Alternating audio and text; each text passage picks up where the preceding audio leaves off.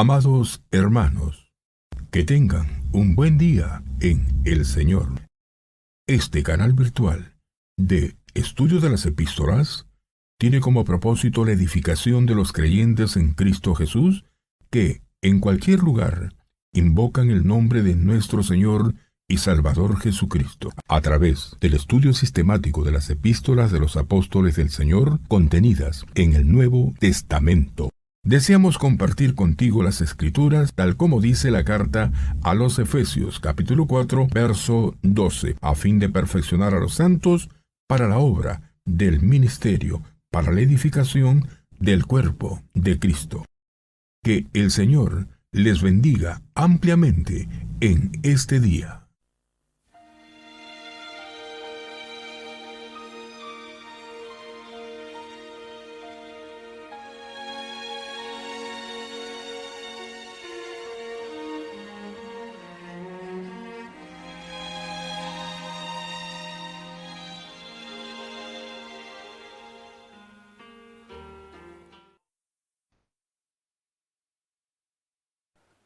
Damos gracias al Señor por esta oportunidad que Él nos concede, en su gracia nuevamente, de poder juntarnos de esta manera virtual al calor de su palabra.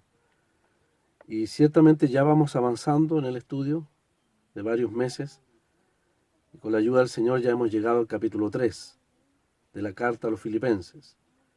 Así que les invito a leer en la carta a los Filipenses, los que tienen Biblia a mano, en el capítulo 3, verso 1. Carta a los Filipenses, el capítulo 3, verso 1. Dice el apóstol: por lo demás, hermanos, gozaos en el Señor. A mí no me es molesto el escribiros las mismas cosas, y para vosotros es seguro.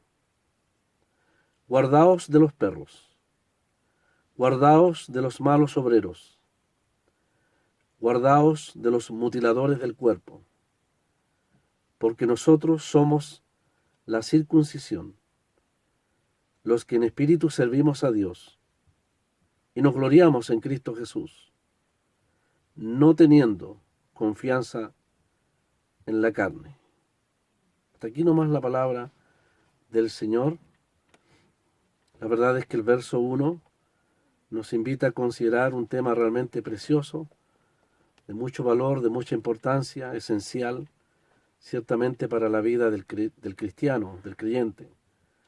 El apóstol ahí, al introducir este capítulo 3, pareciera querer terminar uno de los temas, precioso tema que ha venido considerando, que nos ha significado varias semanas, donde nos hemos detenido en lo que ha sido el ejemplo supremo de abnegación, de sufrimiento al Señor, y en la manera en que nuestro Padre también le glorificó a Él, y cómo Dios también exalta a aquellos que disponen sus vidas, que como decíamos el día sábado, como Epafrodito, han puesto todo, han hecho la apuesta más importante de sus vidas. Una decisión de renunciamiento, ¿por qué no llamarle consagración, dedicación completamente al Señor? Algo de lo cual podemos decir con certeza de que nunca podremos arrepentirnos de aquellas grandes decisiones que podemos hacer por causa del Señor. Ni el pesar, ni el lamento, ni la sensación de pérdida puede embargar el corazón de aquel o de aquella que ha decidido en cualquier instancia de su vida, en respuesta al amor del Señor, entregarlo todo hacia Él. Tal como cantamos en ese precioso himno de la cena, lo que somos, lo que tenemos, nuestro futuro, nuestro tiempo, nuestros planes, poderlos dejar todas las manos del Señor. El Señor dejó las glorias del cielo, no dejó algo sin valor, dejó cosas de mucho valor, dejó el ambiente de esas igualdades con Dios. Pablo, por supuesto, dejó bastante. Ya al principio de su conversión le dijo al Señor: Señor, ¿qué quieres que haga? Timoteo procuró buscar no lo suyo propio, sino lo de Cristo Jesús. Y Epafrodito dio un paso al frente cuando se necesitaba un joven, un hombre que pudiese poner en riesgo su vida por la obra de Cristo. No tenemos duda que ninguno de estos hombres realmente podrán jamás arrepentirse de aquello. Ya están en la gloria, en la presencia del Señor. Y les espera el día, como a nosotros también, el día solemne en que tendremos que comparecer delante del Señor. Seguramente va a haber un gozo indecible en estos hombres de Dios cuando estén delante del Señor. Y quisiéramos que también ese gozo pudiese ser nuestro. No hay quizás mayor gozo. Quisiéramos estar en los zapatos de Pablo, en los zapatos de Timoteo y Epafrodito, pero podemos decir que no hay mayor gozo que una vida sacrificada, que una vida entregada al Señor. Una vida bajo la mentalidad de Cristo. Es una vida de real gozo. A diferencia de la mentalidad del mundo que vive para sí mismo, pretendiendo encontrar satisfacción, alegría o una dicha efímera, el gozo cristiano es consecuencia y es parte también de una vida sacrificada para el Señor. Así que todos los hombres y mujeres que han puesto todos los huevos en una canasta, aquellos que han invertido todo lo que es de ellos para el Señor, tendrán y experimentarán ese gozo realmente tan glorioso. La carta a los Hebreos nos dice que el Señor, por el gozo puesto delante de Él, sufrió la cruz.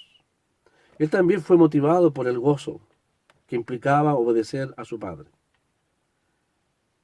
Una cosa es la adoración, la gloria legítima del Señor en los cielos, y debe haber sido muy distinto cuando Él descendió a esta tierra, tomó forma humana, fue exaltado por el Padre, y al ascender, al entrar en la presencia de Dios, con gloria y majestad, qué indecible gozo debe haber llenado el corazón del Señor. Es el gozo puesto delante de Él, el gozo del cumplimiento de la meta suprema desde antes de la fundación del mundo que el Padre dispuso en su corazón. Dentro de ese plan eterno, glorioso, estaba también nuestra salvación. Venció, dice la Escritura, Él enfrentó una cruz, sufrió una cruz por el gozo puesto delante de Él. Por eso que no nos parece y no debiera ser extraño, hermanos, que después de ver ejemplos de abnegación, de sacrificio, de humillación, de interés por los otros, de desvivirse por los otros, en estos 4 ejemplos preciosos, uno de ellos el supremo, el del Señor, este capítulo 2 debió haber terminado en el verso 1 del capítulo 3, cuando dice, por lo demás, hermanos, gozaos en el Señor. Ese es el fruto de una vida de sacrificio. Ese es el fruto de una vida de abnegación para el Señor. Los números fueron puestos, ¿no es cierto? Capítulo 3, verso 1. Allí calza con esta expresión tan hermosa, por lo demás, hermanos, gozaos en el Señor. Estamos enfrente entonces, hermanos, de un nuevo capítulo de esta preciosa carta a los filipenses, donde ahora el apóstol Pablo va a mostrarnos un aspecto muy hermoso, muy profundo, quizás lejano en muchos aspectos a nuestra propia experiencia, pero vamos a ser invitados a esa misma experiencia. Es el hecho del gozo de tener como meta a Cristo mismo. Esta carta a los filipenses ha estado inundada por esa nota de gozo, ese cántico de alegría, de gozo, de satisfacción en el Señor. Ahí en el capítulo 1 hemos sido testigos del gozo de vivir para Cristo. Aquellos que tuvimos la oportunidad, o aquellos que tuvieron la oportunidad de empezar estos estudios, por allá por marzo, al parecer, fuimos testigos de lo que significa el gozo de vivir para Cristo. Un hombre que desde la cárcel puede decir con toda certeza que ya sea por vida o para muerte, él puede experimentar ese gozo de haber decidido vivir para Cristo, todos los años que el Señor le concedió. En el capítulo 2 hemos sido testigos del gozo de experimentar el sentir de Cristo, al cual hemos sido exhortados perentoriamente a expresar, a manifestar en nuestra vida. No como un consejo, no como una exhortación, sino como un mandamiento del Señor, como el deseo absoluto del Señor, de que haya en nosotros ese sentir, lo cual implica, por supuesto, una experiencia de profundo gozo, poder llevar a cabo, expresar el ejemplo del Señor en su sacrificio y en su humildad. Y ahora en el capítulo 3 vamos a ver lo que significa el gozo que Pablo va a experimentar también y que quisiéramos también experimentar nosotros, que es el gozo de tener al Señor como meta, como la meta de nuestra santificación, como la meta de nuestra perfección, o podríamos, en términos escriturales también, como la palabra se refiere, la meta de nuestra madurez en el Señor. Y esa meta la va a definir, la va a describir el apóstol allí en el capítulo 3, verso 10. Allí está la meta que todo creyente puede ir tras ella, la meta del conocimiento del Señor, de nuestra madurez, perfección en el Señor. Dice en el capítulo 3, verso 10, a fin de conocerle. Habla del poder de su resurrección y la participación de sus padecimientos, llegando a ser semejante a él en su muerte. Este es uno de los grandes textos de la Biblia. Y desde ya el que habla está orando mucho al Señor para no solamente poder comprenderlo, sino poder también explicarlo. Pero no de manera teórica. Quiera Dios que todos quienes tomamos la Biblia para abrir de sus palabras y tratar de enseñar de ella, podamos realmente enseñar con un trasfondo no solo de autoridad, sino de experiencia. La verdad es que ese texto al cual vamos, capítulo 3, verso 10, es uno de los grandes textos de la Biblia. Y, ¿por qué no decirlo?, uno de los grandes textos de la carta a los Filipenses. Si ya la expresión, para mí el vivir es Cristo, nos deja tan pequeños, si ya la expresión, hay en vosotros este sentir, nos hace ver lo mucho que nos falta en aquello, cuánto más cuando lleguemos a este gran texto del capítulo 3, verso 10, que hemos dicho, hermanos, que constituyen las verdades de la esencia de la vida cristiana. Pablo tendrá una meta, Pablo tendrá un propósito, tendrá un objetivo, un blanco al cual llegar, una meta a la cual alcanzar. Obviamente no es la meta de la salvación, es la meta de uno que ya es salvado, pero uno que quiere tener una experiencia de conocimiento tan profunda, tan íntima, tan real con la persona del Señor, que lo va a describir en esos tres aspectos. El propósito es conocerle, es poder experimentar el poder de su resurrección, que posiblemente se refiera a la resurrección de la nueva vida que Él ha puesto en nosotros, y la participación de sus padecimientos.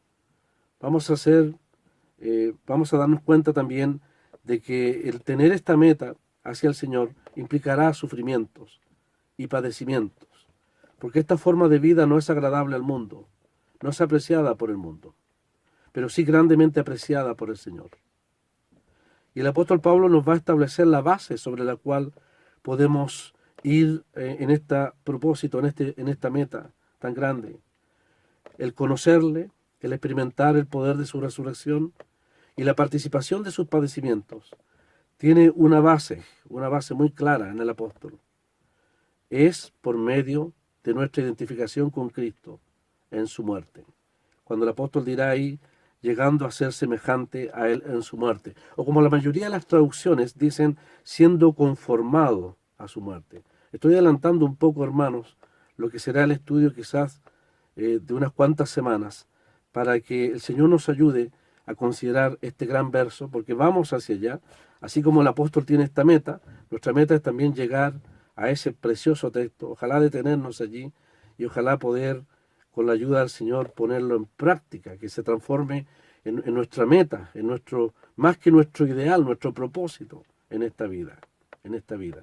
Más, no solo el hecho de servirle al Señor, no solo el hecho de honrarle, sino el hecho de, como dice el apóstol, experimentar esto tan maravilloso, conocerle, vivir en el poder de esa nueva vida, y si es necesario sufrir por causa de aquello. ¿En base a qué? ¿Sobre la base de qué? Sobre la base de nuestra real identificación por la fe en la muerte de Cristo, en la muerte de Cristo. Todo esto, hermanos, ciertamente está inundado, impregnado con el gozo de la experiencia del hombre, de la mujer cristiana, en una íntima y hermosa relación con el Señor. Así que el apóstol aquí nos introduce este precioso capítulo cuando nos dice, hermanos, gozaos en el Señor.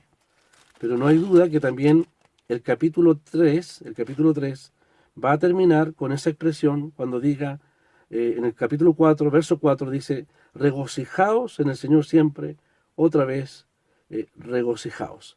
Por eso hemos dicho que a veces los números que pusieron con muy buena intención para dividir la Biblia no siempre calzaron con el hilo del pensamiento de los escritores. Toda esta porción que tiene que ver con la meta, con el objetivo de experimentar esta realidad del conocimiento, del poder y del sufrir por Cristo, está entre dos expresiones de gozo.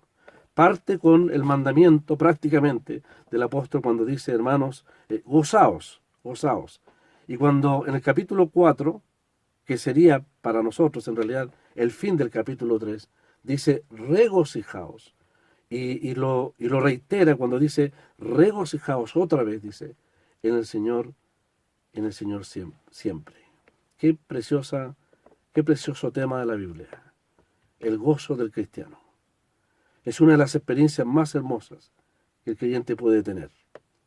Es la experiencia de todo salvado. Está disponible para todo creyente, para el recién convertido hoy mismo, como para el hombre con más años de experiencia en el Señor.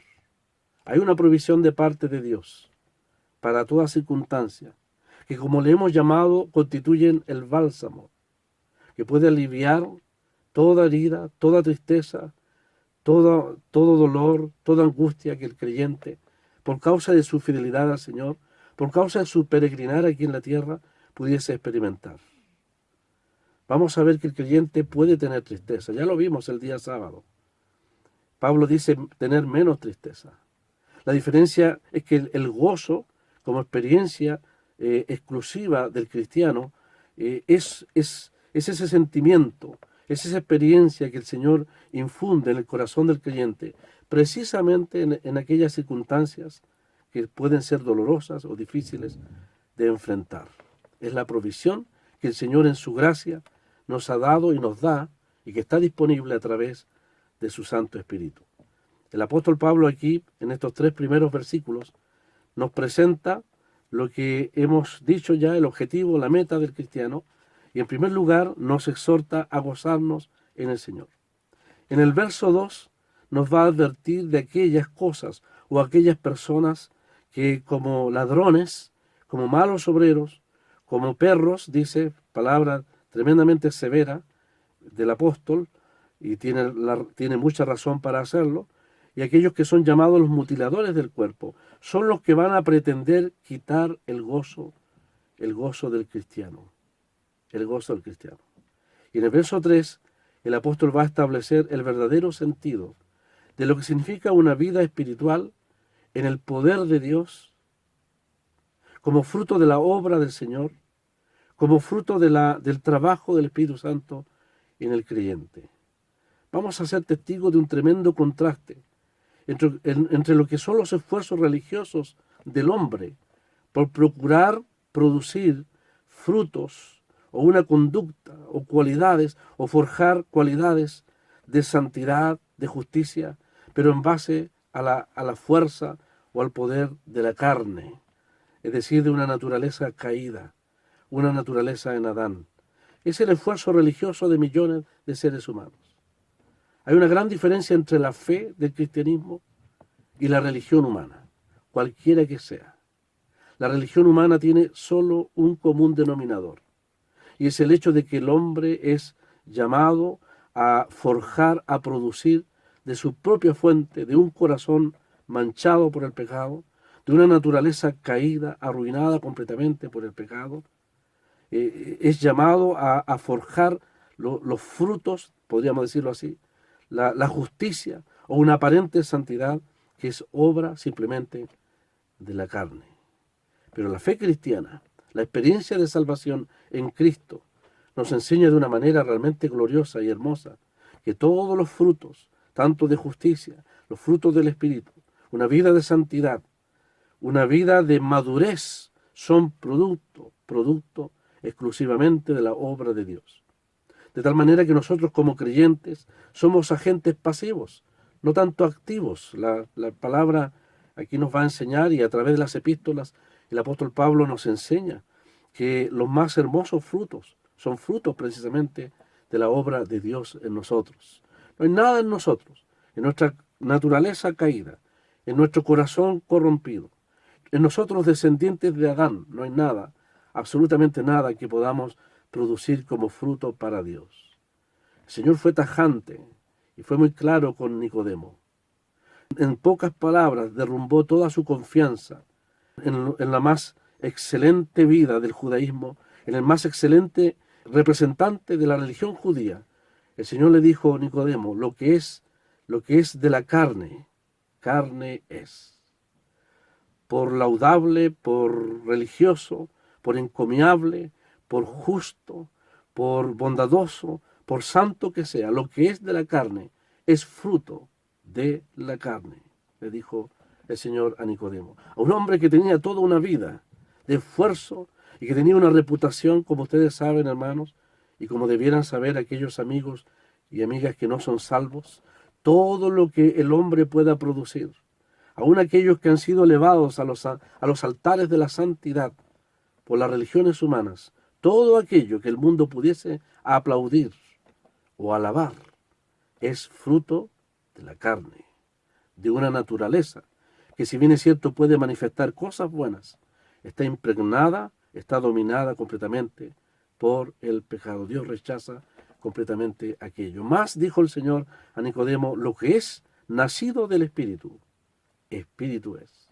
Es decir, lo que es obra del Espíritu, tanto nuestra salvación, nuestro nuevo nacimiento, nuestra regeneración como creyentes, tanto los frutos del Espíritu, de una vida de santidad, de una vida de justicia, y aún además lo que va a decir el apóstol aquí, nuestra madurez, son frutos de la obra del Espíritu. Es una obra espiritual de Dios. Esa es la tremenda diferencia entre la obra, los frutos de la religión, y lo que es la genuina obra de Dios.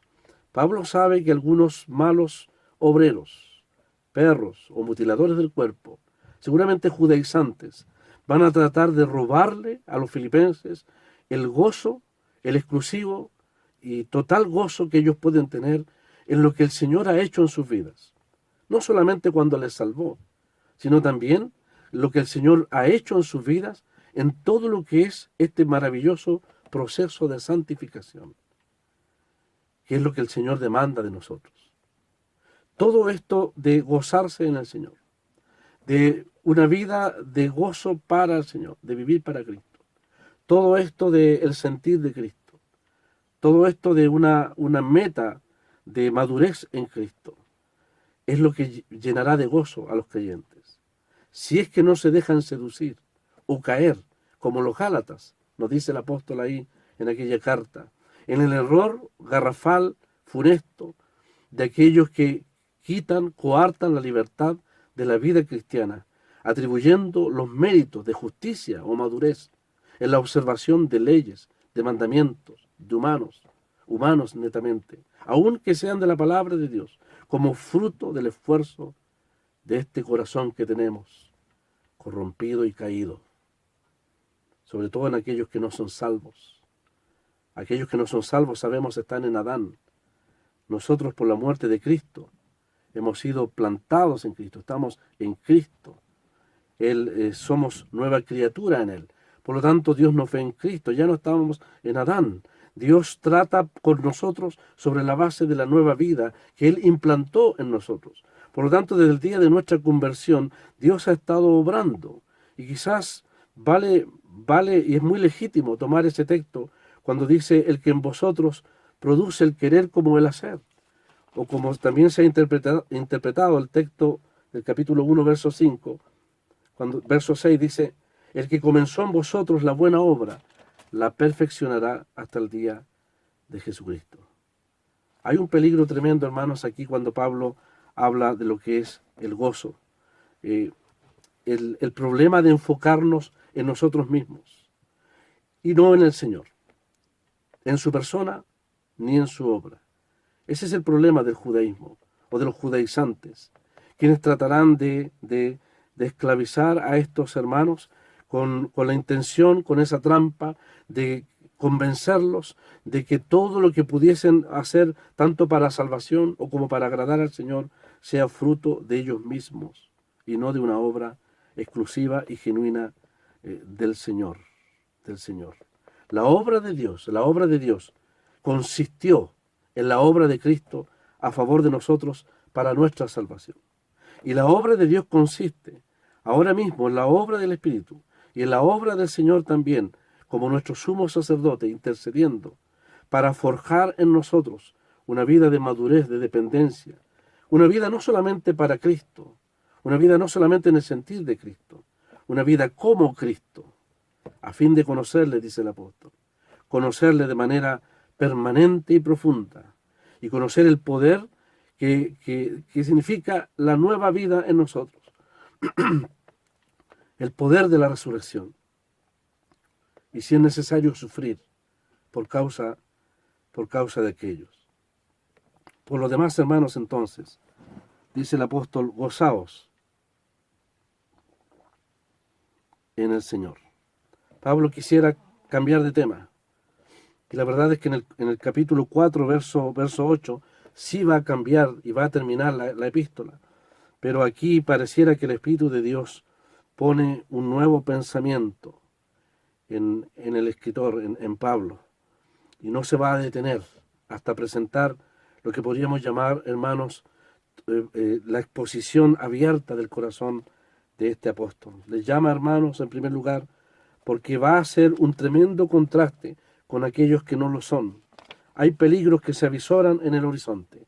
Volvemos a reiterar que el gozo en Cristo, el gozo en el Señor, puede ser quitado cuando falsas ideas, religiosas sobre todo, pretenden cautivar el corazón y la mente de los creyentes. ¿Cuáles son los obstáculos del gozo? En el capítulo 1,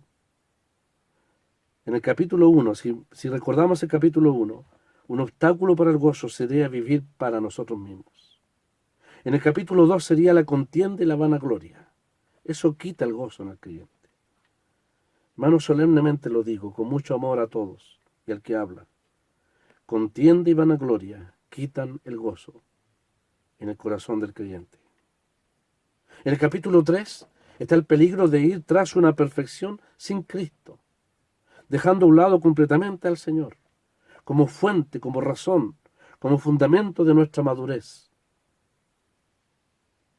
como referente, como ejemplo, como modelo supremo de una vida de santidad y perfección. Está el peligro de dejar de relacionarnos con Él, espiritualmente con Él, dirá el apóstol. Si usted estudia la carta a los Gálatas, ahí el apóstol con mucho pesar tiene que decir, vosotros que queréis sujetaros a la ley, o queréis circuncidaros para sujetaros a la ley, dice, de Cristo os desligasteis. Ya no tendréis una relación de íntima comunión con Él, que es la fuente de todo fruto que nosotros podamos generar para el Señor. De la gracia habéis caído. Porque si nosotros algo podemos ofrecer al Señor, si nuestra vida cristiana, los frutos, todo lo que nosotros podamos crecer en el Señor, es obra finalmente de su gracia, obrando nosotros. Por lo tanto dice, de la gracia habéis caído. Dependeréis de vosotros, dirá el apóstol a los Gálatas. Dependeréis de vosotros. Fracaso rotundo. Porque la carne en nosotros nada puede producir para el Señor, excepto una íntima comunión con Él y una libertad del Espíritu Santo obrando, forjando, cultivando esos hermosos frutos del Espíritu que tanta gloria traen para el Señor. En el capítulo 4, el obstáculo para el gozo será no descansar y depender de Cristo. Porque en el capítulo 4 ustedes saben que el gozo ahí es poder decir todo lo puedo en Cristo que me fortalece. Pues lo contrario será depender no del Señor en aquellas situaciones. Así que hermanos, el tema del gozo está presente en toda esta carta y debiera ser realmente nuestra experiencia permanente, tal como la palabra nos exhorta. Aquí la causa suprema del gozo es nada menos que el Señor. Porque el apóstol Pablo dice ahí, gozaos en el Señor. Esa es la razón principal de nuestro gozo, de nuestra alegría, o más que alegría, de nuestra dicha, de nuestra bienaventuranza. Es ese gozo que el apóstol Pablo experimentó precisamente al comienzo de la obra en Filipos. Es interesante que la carta a los filipenses también, la historia de la obra, de la relación de Pablo con la obra en Filipos, está rodeado de gozo. Partiendo con aquel precioso día, aquel memorable día, cuando ambos hombres de Dios, Silas y Pablo, estaban cantando con gozo allí en la cárcel. Azotados, sangrando, acalambrados por el cepo, despreciados, desechados, pero con un tremendo gozo de parte del Señor. Sí, se puede tener dolor, se puede tener tristeza, se puede sufrir, pero el gozo del Señor es un bálsamo tan tremendo que realmente alivia el corazón del creyente. La obra en Filipo comenzó en un ámbito de oposición, de grandes milagros del Señor, pero sobre todo inundó el corazón de esos fieles hombres de Dios en medio de la total oposición, el total desprecio y el dolor tremendo ahí en el calabozo de más adentro, con los pies en el cepo, con las espaldas sangrando. Allí ellos cantaban himnos a Dios, como nuestro amado Salvador cantó himnos a Dios, en la noche más oscura, en la antesala de la muerte, de la cruz, cuando todos los dolores se cernían sobre él.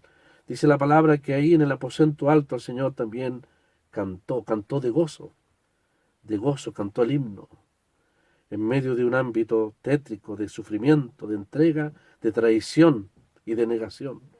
El Señor fue capaz, por su íntima comunión con el Padre, de cantar el himno.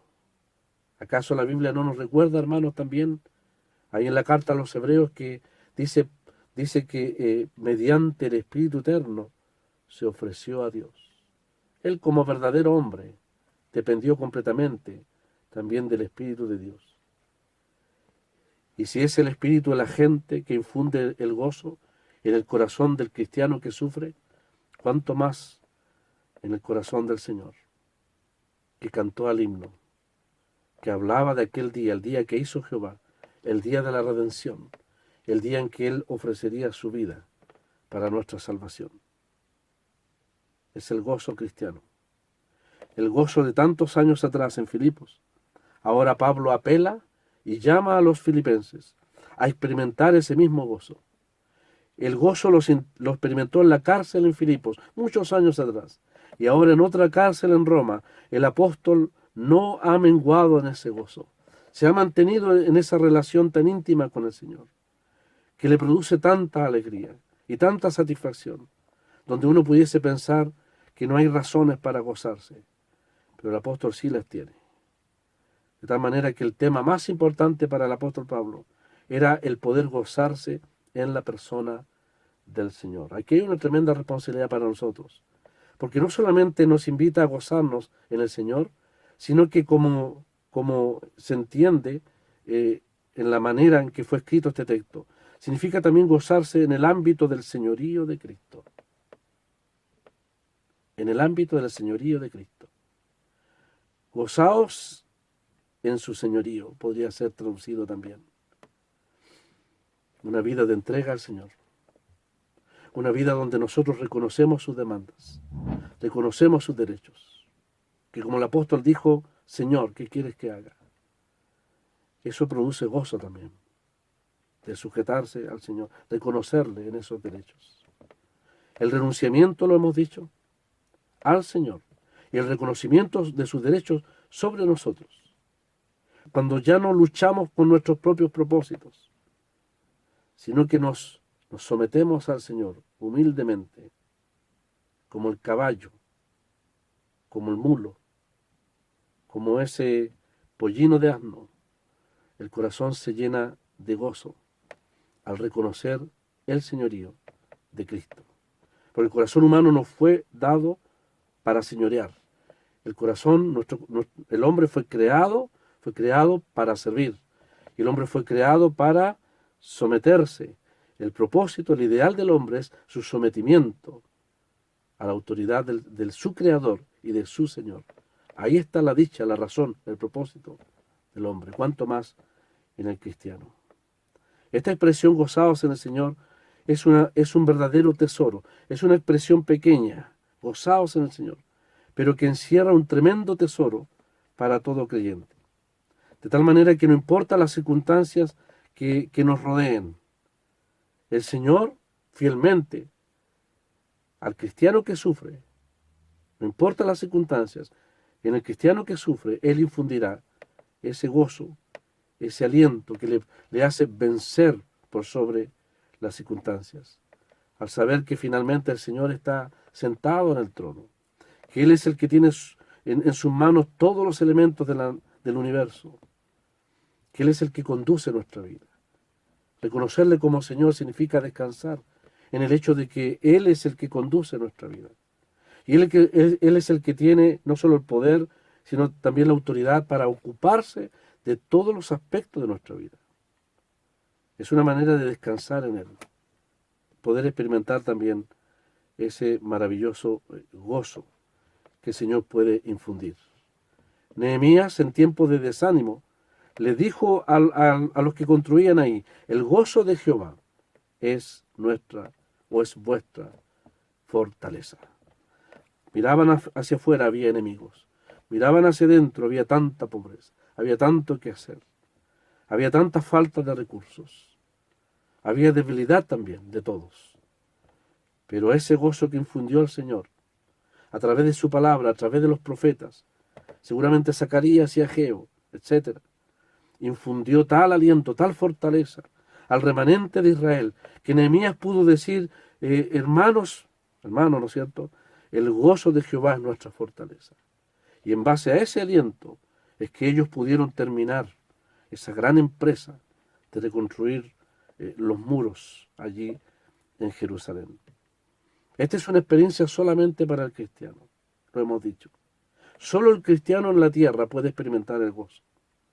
El mundo tiene al alcance la alegría solamente, pero el cristiano puede experimentar ese gozo como un fruto real del Espíritu Santo y puede manifestarlo al mundo en medio de circunstancias difíciles, dolorosas, de tal manera que el creyente puede dar un testimonio mucho más grande que el mundo mismo, aún en las dificultades o dolores más inexplicables que puedan suscitarse en la vida del creyente.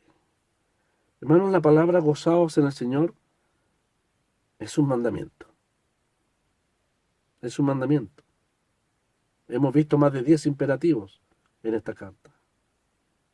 Y si el Señor nos manda a hacer algo, o más bien dicho, que dispongamos nuestro corazón para que así sea, Él va a proveernos de ese gozo también. No es fruto suyo, no es fruto mío. Es disponer nuestro corazón para que efectivamente el Señor dispense y experimentemos ese gozo de parte del Señor. Aquí hay un misterio maravilloso. Por un lado está nuestra responsabilidad de gozarnos, sabiendo que en nosotros jamás produciremos ese gozo, pero por otro lado está el hecho de que el Señor también lo infunde en medio nuestro. Es la disposición del alma, del corazón del creyente de descansar, aferrarse plenamente al Señor, para que Él gobierne sus pensamientos, sus sentimientos, ¿por qué no decirlo?, sus emociones, y dejar que el Señor, que a través de su Espíritu, pueda infundir ese gozo que es tan necesario en momentos cruciales en nuestra vida. Por eso es un mandato de que efectivamente nosotros nos gocemos en el Señor, sabiendo que nuestro corazón, nuestra naturaleza, nuestro viejo hombre que está en nosotros, jamás podría salir ese fruto allí. Dios apela, por supuesto, al ámbito de la nueva vida que ha creado, que ha puesto en nosotros. De tal manera que a diferencia del mundo que tiene una felicidad natural, humana, ¿no es cierto?, que lamentablemente, como todo ser humano aquí en la tierra, puede ser afectada por dolor, por tristeza, por enfermedad, por pobreza, tragedia. Hermanos, ¿quién no ha experimentado alguna vez esto? Nosotros ni siquiera sabemos lo que hay en la vuelta a la esquina. Muchos hermanos quizás afectados por la enfermedad no lo pensábamos al principio de este año. La vida cristiana es tan hermosa. El Señor ha provisto todo lo necesario para llevar a cabo su voluntad, que aquellas palabras que son propias del mundo como mala suerte, tragedia, desgracia, infortunio, etc., no son parte y no pueden ser parte del vocabulario cristiano.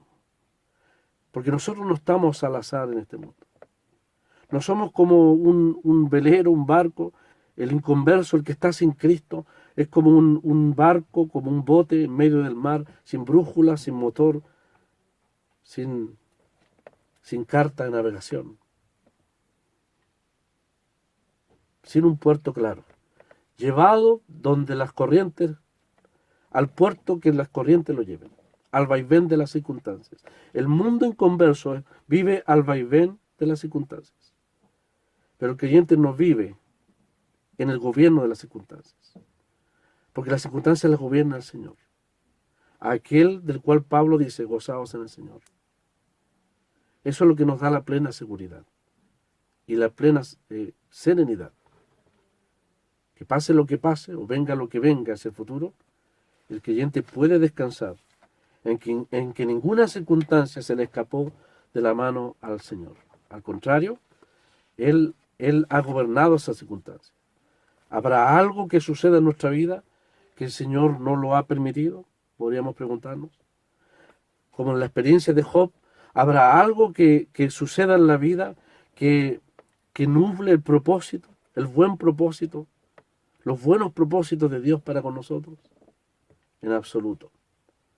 Ese mismo hombre de Dios de la antigüedad pudo experimentar, a pesar de sus tremendos sufrimientos, que ninguna de esas aflicciones, o que eso que el mundo podría llamar desgracia, infortunio o calamidad, nublaron o contradijeron el buen propósito de Dios, su buena voluntad para Job, que finalmente buscaba bendecirlo espiritualmente, ampliamente, mucho más de lo que él podía pensar.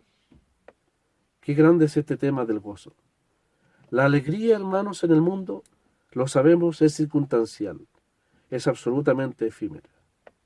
El mundo ha llegado a concebir lo que se podría llamar el positivismo frente a las dificultades, frente a la desgracia, frente a la enfermedad, aún frente a la muerte. Un positivismo que es una actitud de protección de la mente en contra, frente al sufrimiento. Dicen los historiadores que el padre del positivismo, del pensamiento positivo, fue un hombre llamado Viktor Frankl, un judío que sufrió las atrocidades en los campos de concentración. Él escribió un libro que ha sido fuente de inspiración y aliento para un mundo sin Cristo, de cómo enfrentar la desgracia, cómo enfrentar el sufrimiento, cómo enfrentar los dolores más inexplicables. Y él le llamó ahí, él puso una palabra que se llama la última libertad. Interesante, interesante. Él decía, miren, quieren que yo sufra, quieren quemar mi cuerpo, quieren humillarme, destruirme psicológicamente, quieren destrozarme emocionalmente. Pero yo tengo, dijo ese hombre, una última libertad, que ninguno de los capataces allí del campo de concentración, ninguno de los líderes o jefes de las SS alemanas, dijo él, podrían violentar. Mi última voluntad o mi última libertad es que yo determino la manera en que voy a enfrentar esos sufrimientos. Algunos se han electrocutado en las rejas, en los alambres eléctricos. Otros se han suicidado en los campos de concentración, decía él. Eso es lo que ellos quieren, decía él. Pero yo no voy a permitir, no van a tocar mi libertad de decidir no dejarme humillar, sino que al contrario, gozarme. Y usó esa palabra, en medio del sufrimiento. Aunque para ellos parezca que estuviese loco, yo voy a asumir el sufrimiento extremo, aun cuando me lleven a quemar mi cuerpo. No voy a permitir que me vean humillado, triste y amargado. Tenía razón ese hombre. Esa es la base del positivismo del mundo. El mundo no tiene nada más que dar. Pobre mundo. Eso se llama al mal tiempo buena cara. Eso se llama una actitud positiva frente a lo irremediable, a lo que usted no puede cambiar. Pero hermanos, el gozo cristiano es infinitamente superior. Porque en primer lugar, el gozo que infunde el Señor no obedece a circunstancias, lo hemos dicho. Y es profundo, es inexplicable. Es inexplicable. Y cada creyente que ha pasado situaciones difíciles seguramente lo ha experimentado. Es el fruto bendito del Espíritu, que Él lo infunde. No es el esfuerzo de la mente que trata de bloquearse para soportar lo inevitable. No es fruto de la carne del hombre. Nuestro gozo, hermanos, nuestro gozo cristiano, tiene dos bases, dos pilares inamovibles que el mundo no tiene y que jamás tendrá. Con todos sus libros de aliento, positivismo, y etcétera. Con toda su psicología y filosofía. Nosotros tenemos dos pilares frente al sufrimiento. Uno de ellos es la realidad de la presencia del Señor en nuestras vidas. De tal manera que la presencia del Señor, como aquellos 3 jóvenes hebreos, puede hacernos pasar los más fieros fuegos de la aflicción. La presencia del Señor puede alentar y sostener en la más severa prueba al creyente que sufre. No es un mito, es una realidad. Por eso dice, gozaos en el Señor. El mismo Moisés, del cual hablábamos el sábado, dice la Biblia que él se sostuvo como viendo al invisible. Moisés experimentó la realidad del Señor. Cuando la amenaza de todo un poderoso estaba contra él para quitarle la vida, se sostuvo como viendo al invisible. Eso es lo que el inconverso jamás tendrá, a menos que se convierta a Cristo. El Señor será su pastor, su Señor, su guardador. Y la segunda base de nuestro gozo es el hecho de que el Señor es el poder y el control que el Señor tiene sobre nuestras circunstancias. Hermanos, si el Señor no estuviera en nuestras circunstancias, si efectivamente tuviésemos que enfrentar las dificultades, lo que el mundo podría llamar tragedias, calamidades, necesidades, aún la misma muerte, sin la realidad del poder y control del Señor, qué triste sería para nosotros. Qué triste sería para nosotros. Como usando las palabras de Pablo ahí a los Corintios cuando dice, si Cristo no resucitó, somos los más dignos de conmiseración y de pena del mundo, porque creemos algo que nunca existió. Pero el cristiano no es digno de pena ni de lástima en su sufrimiento. Algunas veces el sufrimiento es más grande que los inconversos, porque el poder y el control del Señor está sobre nuestras circunstancias. Ese solo hecho nos da y nos debiera dar un tremendo aliento, una tremenda serenidad, una tremenda tranquilidad. Es más que un pañuelo que seca nuestras lágrimas. El gozo del Señor nos da esa sensación de serenidad inexplicable que solo Dios puede darnos. Termino diciendo que hay una promesa, y la vuelvo a repetir, en cuanto al tema del gozo cristiano, que no es ausencia de aflicción, porque el mismo apóstol que dijo, yo envío a Epafrodito para tener menos tristeza, es el que nos dice, gozaos en el Señor.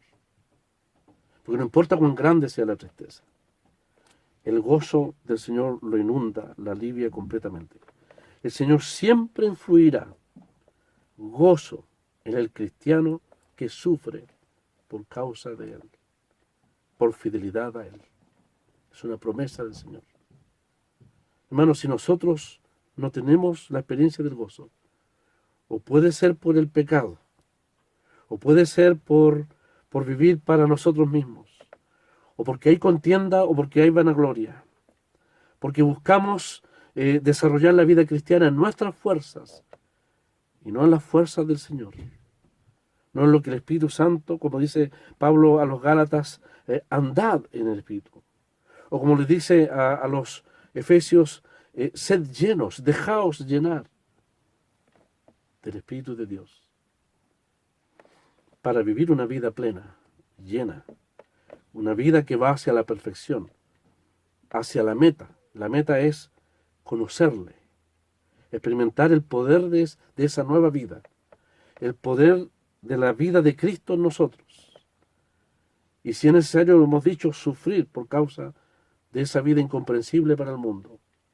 Y a veces también incomprensible para los creyentes. Algunos creyentes que son carnales, que no comprenden la vida de entrega y consagración aún de sus propios hermanos, o su fidelidad en las cosas del Señor. No descansar, no depender de Cristo, hemos dicho, quita el gozo cristiano. El Señor nos ayude a experimentarlo.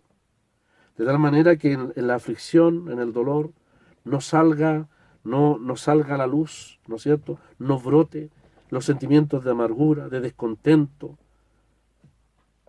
de queja, de murmuración, de este miserable viejo hombre que está en nosotros, al cual el apóstol nos va a llevar a recordar que el Señor lo crucificó completamente, para que en la nueva vida, el hombre en Cristo Jesús, engendrado en nosotros, podamos gozarnos en esta vida que el Señor nos ha dado. Damos gracias al Señor por este gran gozo que está disponible para todo cristiano. Disculpen, hermanos, que no avancemos, pero era difícil poder avanzar cuando el apóstol nos dice, ya de entrada, este gran capítulo, hermanos, dice por lo demás, gozaos en el Señor, gozaos en el Señor. Que el Señor bendiga su palabra.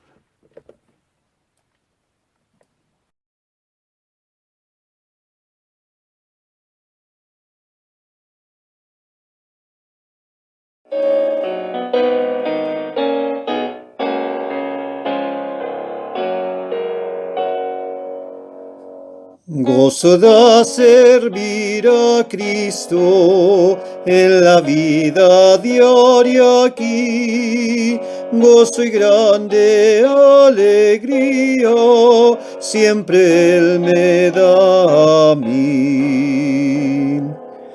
Gozo y sí en servir a Cristo, gozo en el corazón. Cada día Él da poder, me ayuda a vencer y da gozo en el corazón.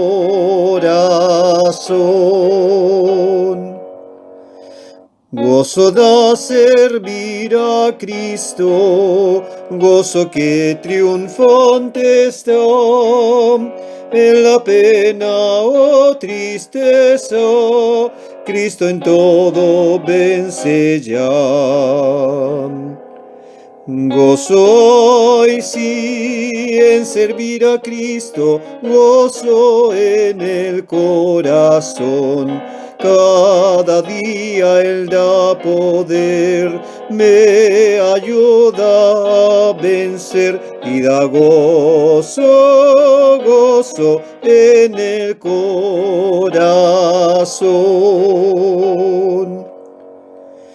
Gozo da servir a Cristo, aunque solo ande yo.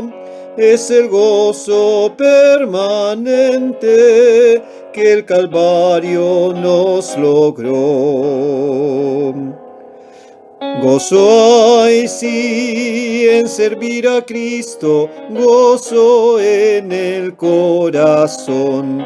Cada día Él da poder, me ayuda a vencer y da gozo, gozo en el corazón. Gozo da servir a Cristo, gozo en la obscuridad, porque tengo el secreto de la luz y la verdad. Gozo hay sí en servir a Cristo, gozo en el corazón. Cada día Él da poder, me ayuda a vencer y da gozo, gozo en el corazón.